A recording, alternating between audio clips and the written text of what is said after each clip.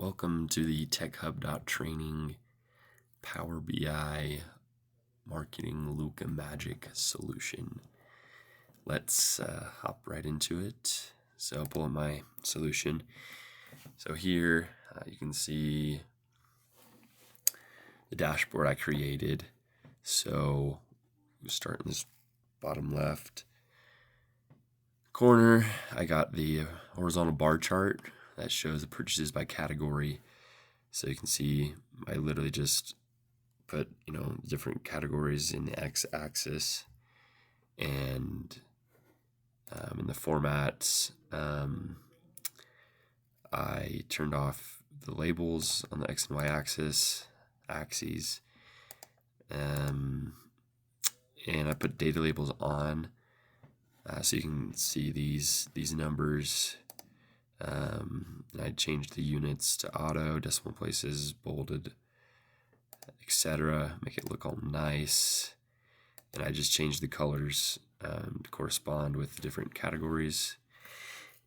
And on this bar chart, I kept the colors the same as the legend over here. So I didn't add a legend to this donut chart. But this kind of just shows the percentage of purchases made by category, so kind of shows you a little more of a comparison there. And then here is the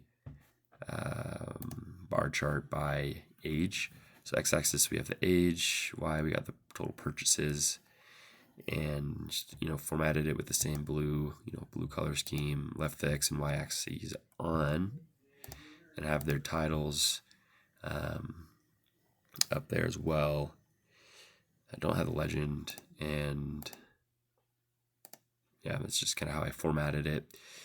And then for all these different cards, basically, you just get the field you want and format it the way you want. So I made, graduate had the most, so I made that blue, and the rest I kind of, made them gray so they don't stand out as much. But just placed them all here so that management could see.